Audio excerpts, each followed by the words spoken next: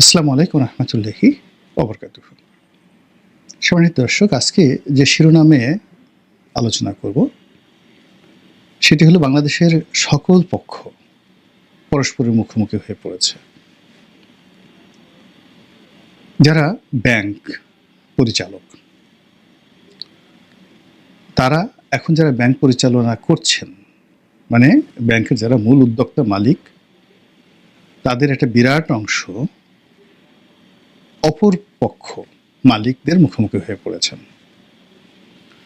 যারা share holder মালিক, এরা আবার এখন বাংলাদেশ ব্যাংকের পক্ষ থেকে যে ম্যানেজমেন্ট দেওয়া হয়েছে তাদের সাথে পলিসিগত বিষয় মুখোমুখি আছে। ব্যাংকের যে মূল স্টেক হোল্ডার, ব্যাংকের ম্যানেজমেন্ট এবং যারা ব্যবসায়ী আমানতকারী, তারা মুখোমুখি অবস্থানে পৌঁছে গেছে। যারা সরকার চালাচ্ছেন, সরকার এবং জনগণ, অনেকগুলো বিষয়ে রীতিমতো মুখোমুখি অবস্থায় পৌঁছে গেছে।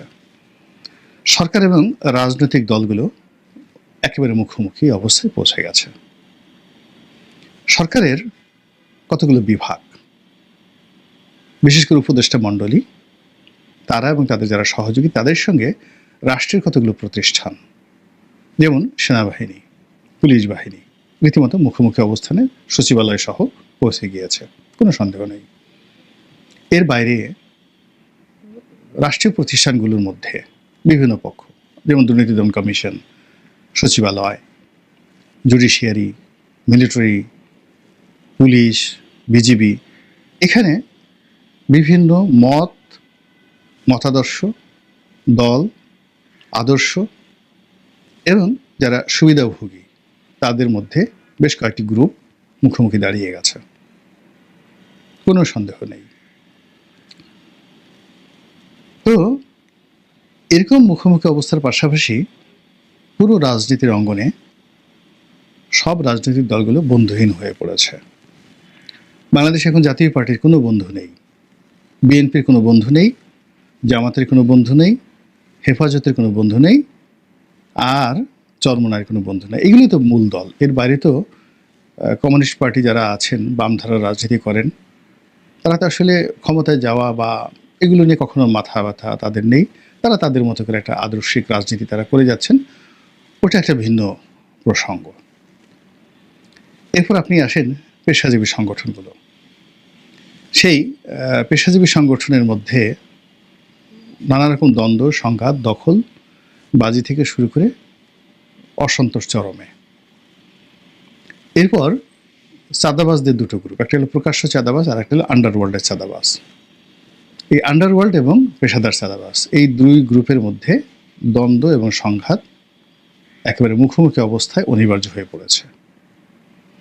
তো এই সকল দ্বন্দ্ব এবং এই সংঘাত মে মাসের এই 20 তারিখে বসে আমি যখন এই ভিডিওটি করছি, এটি এমন একটা ক্রান্তিকালে, একটা যাকে বলা হয় পয়েন্ট অফ নো রিটার্নে এসে গেছে। আজকের দিনে, মঙ্গলবার দিন দুপুর 2টোর সময়, আপনি যদি এই ঢাকা শহরের বাসিন্দা হন, তাহলে আপনি এমন কিছু শুনছেন এবং এমন কিছু আশঙ্কা করছেন যেটি আপনি কখনো ইতিপূর্বে শুনেননি।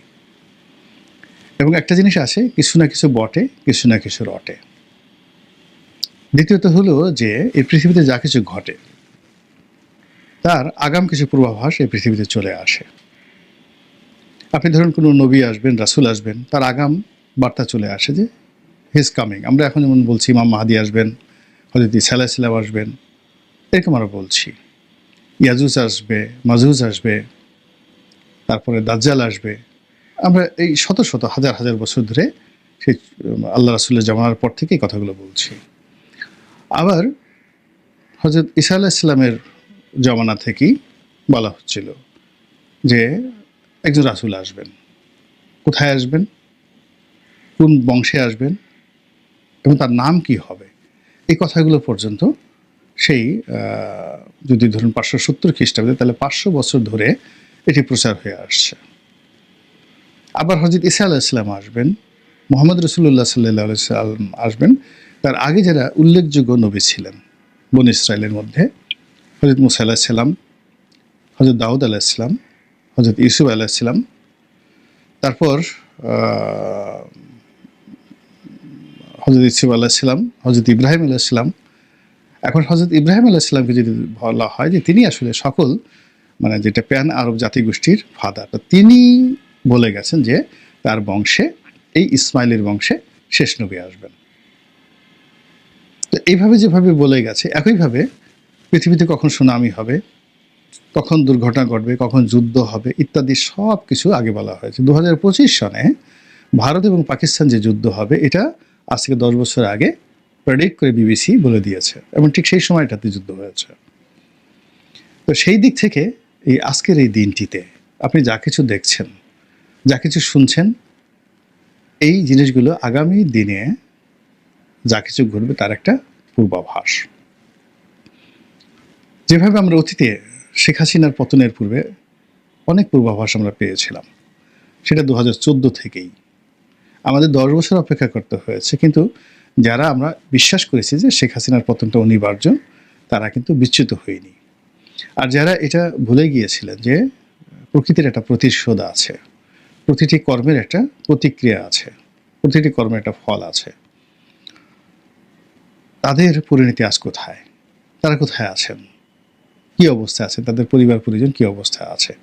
তো সেই দিক থেকে আজকের যে প্রসঙ্গ নিয়ে আলোচনা করব সেটা হলো যে এখানে অনেকগুলো পক্ষ পরস্পরের মুখোমুখি হয়ে গেছে।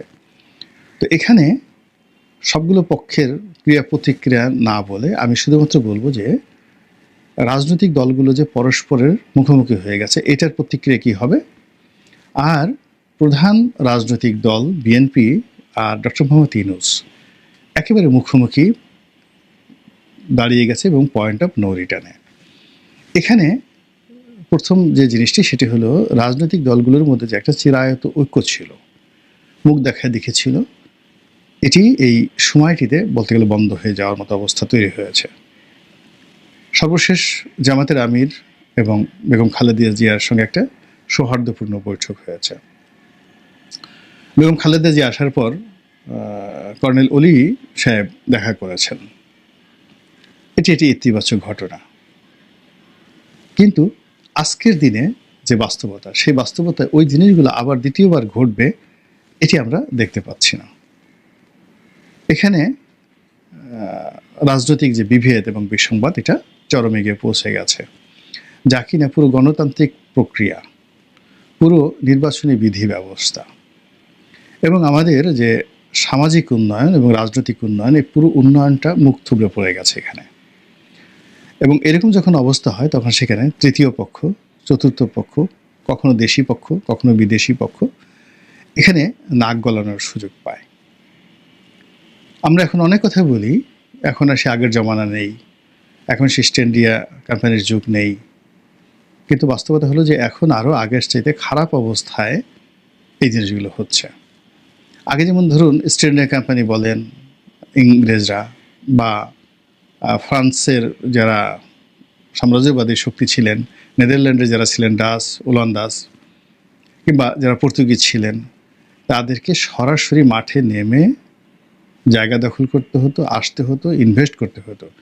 কিন্তু এখন পুরো সিস্টেমটা এমন অবস্থা হয়ে গেছে যে বিশ্বব্যাংক থেকে একটু কলকাঠি নেড়ে দিলে, সিআই অফিস থেকে একটা কলকাঠি নেড়ে দিলে, অজিত দুভাল যদি একটু কলকাঠি নেড়ে দেন, পাকিস্তানের আইএসআই যদি একটা কলকাঠি নেড়ে দেন, ঢাকা শহর তছনছ হয়ে যায়, যেটি আজকে 200 বছর আগে, 100 বছর আগে কল্পনা করা যেত না।